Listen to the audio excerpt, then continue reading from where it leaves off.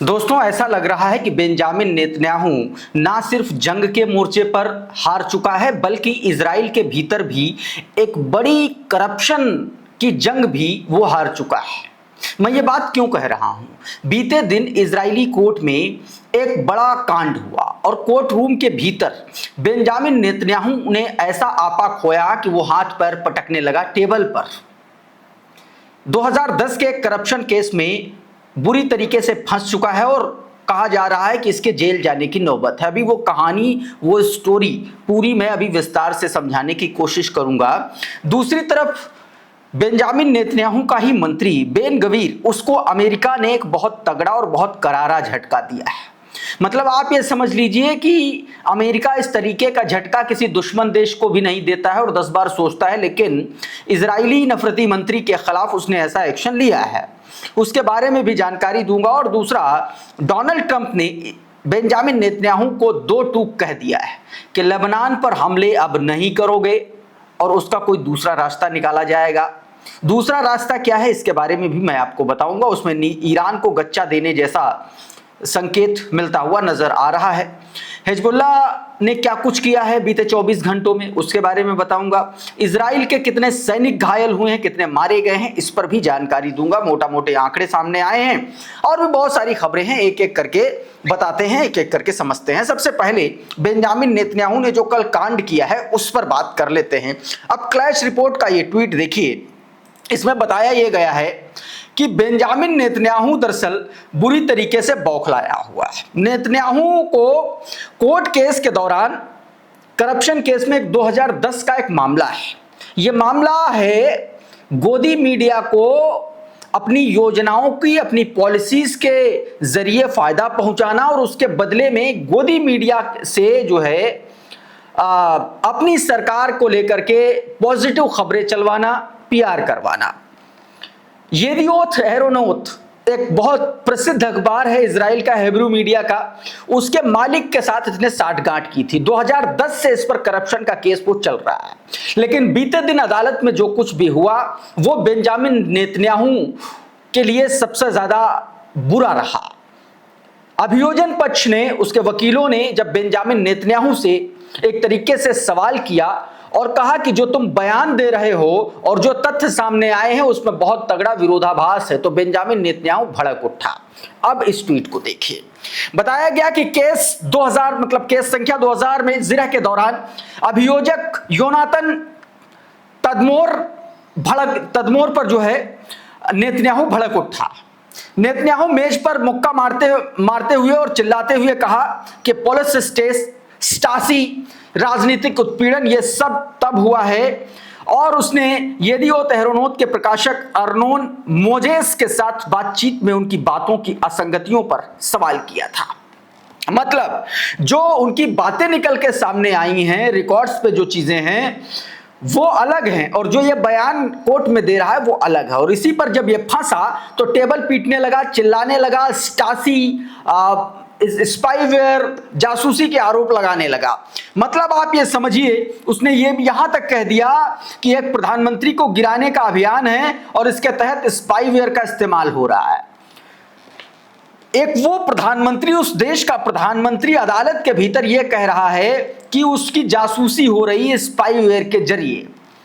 यानी कि वो इजराइल का प्रधानमंत्री, जो इजराइल पूरी दुनिया में नेताओं की जासूसी करता है और जासूसी के लिए जाना जाता है, जिसका नाम एप्स्टीन फाइल्स तक में आता है। एप्स्टीन एक तरीके से जो दुनिया भर में जासूसी का सबसे बड़ा कांड रहा, उसको लेकर के उस इजराइल का प्रधानमंत्री अब अपने ही बनाए गए फंदे में फंस गया है।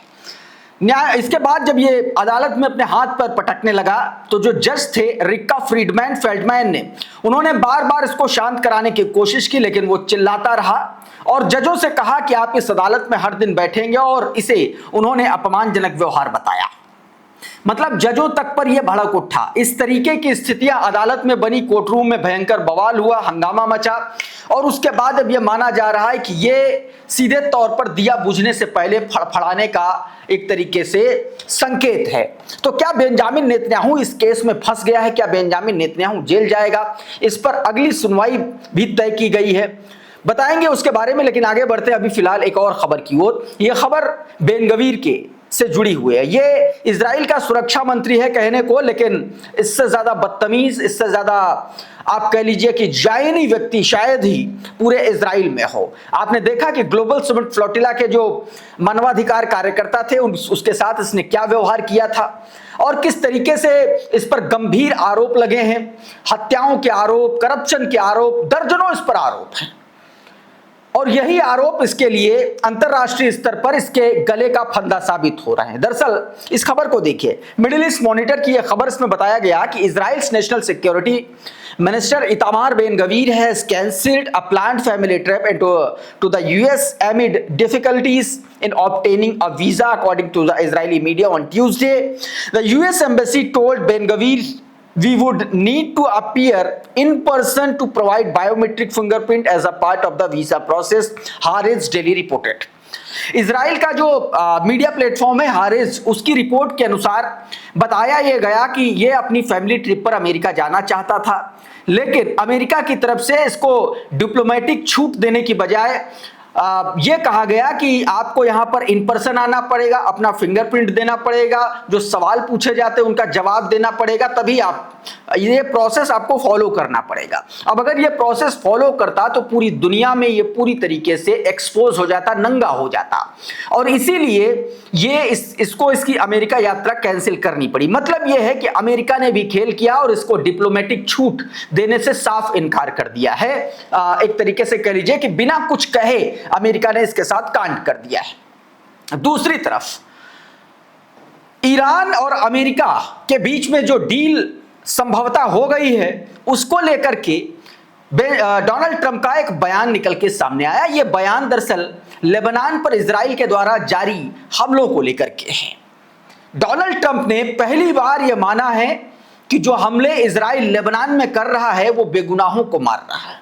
मतलब एक हिजबुल्लाह के शख्स को निशाना बनाने के लिए दर्जनों बेगुनाहों को इजराइल मार रहा है। बाकायदा एक इंटरव्यू के दौरान उसने ये बात कही है, सुनिए जरा छोटा सा हिस्सा।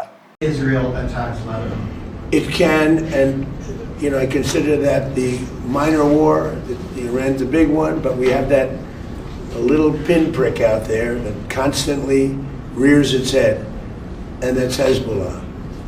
And I was very responsible for Syria, and the man that's running Syria now is a person that I put there along with President Erdogan and some others. He's done an amazing job of pulling it together. He's not a Boy Scout, but he's done an amazing job of pulling it together. And he is very good with Hezbollah, does not like them. And I'll tell you what, Israel's fighting Hezbollah too long, and too many people are being killed. And you don't have to knock down an apartment house every time you're looking for somebody. Donald Trump क्या कह रहा है, इसको समझते हैं। Donald Trump कह रहा है कि इजराइल लंबे समय से हिजबुल्लाह से लड़ रहा है और इसमें बहुत सारे लोग मारे गए हैं। हर बार जब आप किसी व्यक्ति को ढूंढ रहे हो, आपको पूरे अपार्टमेंट बिल्डिंग के गिराने की जरूरत नहीं है, क्योंकि उन इमारतों में बहुत से लोग रहते हैं और वो सभी हिजबुल्लाह के नहीं होते। और ये बात मैं आपको बता सकता हूं, ये बात कहता हुआ नजर आया।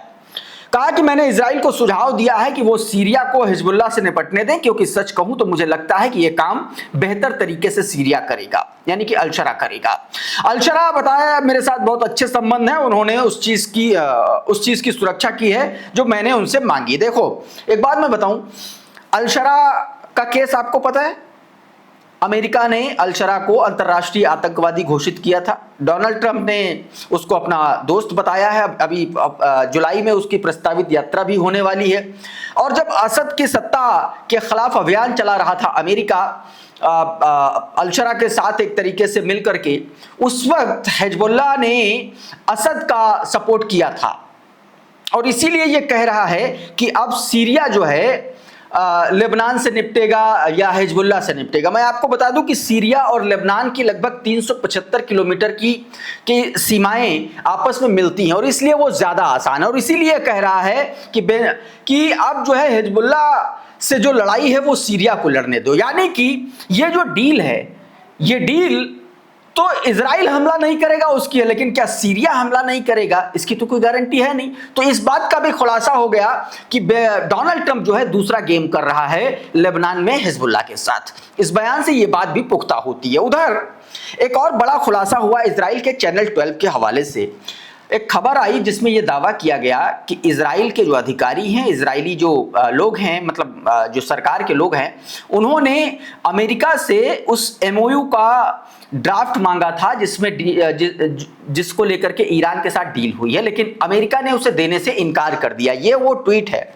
इसमें देखिए क्या बताया गया कि Israel requested to see the memorandum of understanding between the US and Iran and was refused first published in today's edition. सीधे तौर पर ये चैनल 12 के हवाले से जो जानकारी निकल के सामने आई है वो यही आई है जो मैंने आपको बताया। इस बीच पेंटागन में एक बड़ा बवाल मचा हुआ है। दरअसल है क्या कि जो डील डोनाल्ड ट्रंप ने ईरान के साथ की है उससे पेंटागन में दो फाड़ हो गया है, मतलब विद्रोह की स्थिति बन गई है। एक गुट पीट हेगेसेथ CIA चीफ और CIA के जो डायरेक्टर हैं वो और मार्को रूबियो का है, और एक गुट में Jared Kushner, Steve Witkoff, JD Vance और डोनाल्ड ट्रंप हैं। मतलब ये जो चार लोग हैं ये इस डील को सपोर्ट कर रहे हैं, और जो CIA का जो डायरेक्टर है जो मार्को रूबियो है और पीट हेगेसेथ है, ये इस डील के पक्ष में नहीं है, ये जंग के पक्ष में है। इसी को लेकर के अब खबरें निकल के सामने आ रही हैं कि डोनाल्ड ट्रंप इन सबको बाहर का रास्ता दिखा सकता है। क्लैश रिपोर्ट का ये ट्वीट देखिए। बताया गया कि Trump is reportedly considering dismissing several senior official who oppose the Iran deal. कहा गया कि उन अधिकारियों को, उन ऑफिशियल्स को डिसमिस करने की कर सकता है डोनाल्ड ट्रंप जिन्होंने इस डील को अपोज किया है, including defence secretary Pete Hegseth and CIA director John Ratcliffe. जो मतलब ये तीनों लोग जो है शामिल हैं, उसमें जो मेन आदमी हैं जो सीधे तौर पर कहा जा रहा है। Senior US official reportedly told Israel का जो हायोम न्यूज प्लेटफॉर्म है उसने इजराइल का जो सीनियर ऑफिशियल है उनके हवाले से ने लिखा है that argument has been settled, those who oppose it may pay a personal price. बताया गया कि जिन लोगों ने इसका विरोध किया, इस डील का विरोध किया है, उनको व्यक्तिगत खामियाजा भुगतना पड़ सकता है, यह बात कही गई है दोस्तों। उधर इस डील के बाद अमेरिका ने एक बड़ा स्टेप लिया है। विजनर की इस खबर को देखिए। विजनर की इस खबर के मुताबिक वॉशिंगटन ने फैसला लिया है कि जो इजराइल का बेन गुरियन एयरपोर्ट है वहां पर जो लगभग 72 अमेरिका के एरियल रिफ्यूलिंग टैंकर्स विमान जो खड़े हुए हैं वो उनका कम से कम 20% हिस्सा जो है वो वहां से हटाएगा, और यूरोप के किसी एयर स्पेस एक तरीके से आप कह लीजिए कि उसके एयरपोर्ट्स पर या फिर इजराइल के किसी दूसरे एयरपोर्ट पर स्टैंड ऑफ करेगा, यह बात कही गई है। कहा गया कि Washington is preparing to withdraw approximately 20% of the refueling aircraft station at Israel Ben Gurion Airport following the US-Iran MOU. 72 military refueling aircraft currently occupy the significant space at Ben Gurion, causing congestion and the threatening mass flight cancelling affecting over 2 million passengers in summer. मतलब ये फैसला बताया जा रहा है कि MOU sign होने के बाद ये कहा जा रहा है कि बेन गुरियन एयरपोर्ट पर पैसेंजर्स को काफ़ी दिक्कतों का सामना करना पड़ रहा है, और फ्लाइट कैंसिल की समस्याएं भी आ रही हैं, आ सकती हैं, और इसके चलते जो है ये फैसला लिया गया है। उधर एक और बड़ा खेल निकल के सामने आया। ये खेल है डोनाल्ड ट्रंप और अमेरिका की तेल चोरी से जुड़ा हुआ।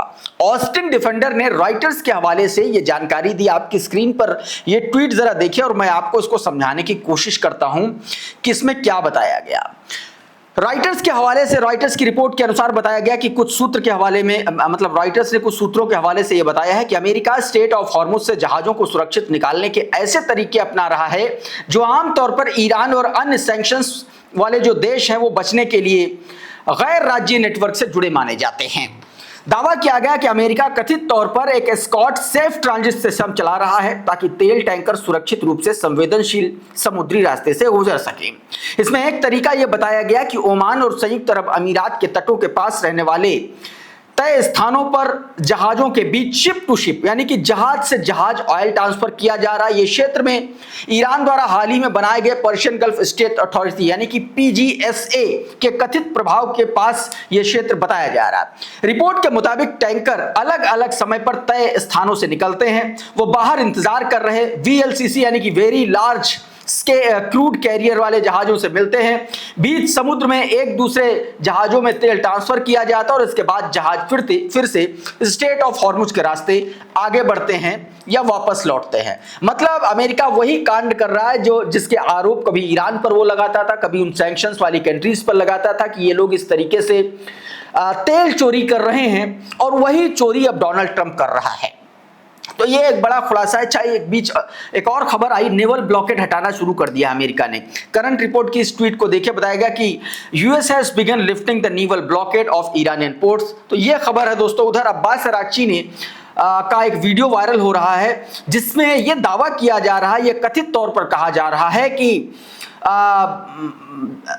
ईरान और अमेरिका की जो न्यूक्लियर डील है वो शुक्रवार से शुरू हो सकती है।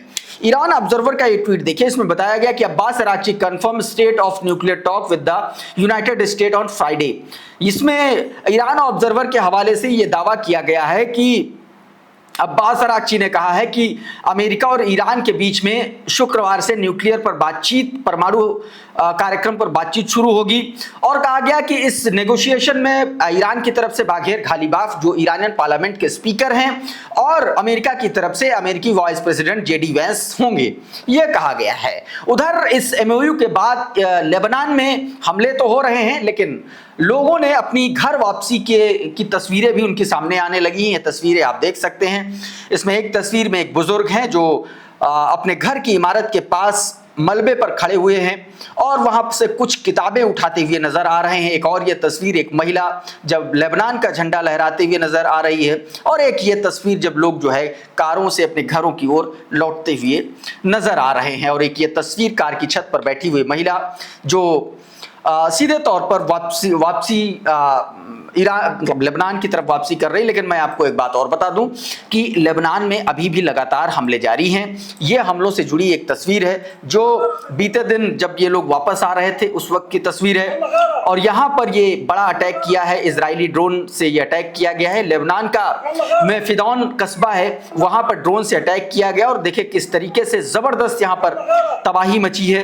पूरी की पूरी बिल्डिंग, पूरी की पूरी इमारत तबाह हो चुकी है, और मलबा देखिए सड़क पर नीचे गिरा हुआ। कर्नल ने ये वीडियो शेयर किया है। एक और खबर आई, ड्रॉप साइट ने इसका आंकड़ा अपने ट्विटर हैंडल पर शेयर किया है जिसमें जो नुकसान हुआ है इजराइल को इस जंग में उसका आंकड़ा बताया गया है। आपके स्क्रीन पर जरा देखिए, इसमें जो जानकारी दी गई उसके मुताबिक यह बताया गया है कि इजरायली सेना के अनुसार बीते 3 दिनों में दक्षिणी लेबनान में जारी लड़ाई के दौरान IDF के 45 अधिकारी और सैनिक घायल हुए हैं। ये झड़पें हिजबुल्लाह के साथ जारी संघर्ष के बीच हुई हैं, जबकि अमेरिका ईरान समझौते के तहत लेबनान में सैन्य गतिविधियां रोकने पर उम्मीद जताई जा रही थी।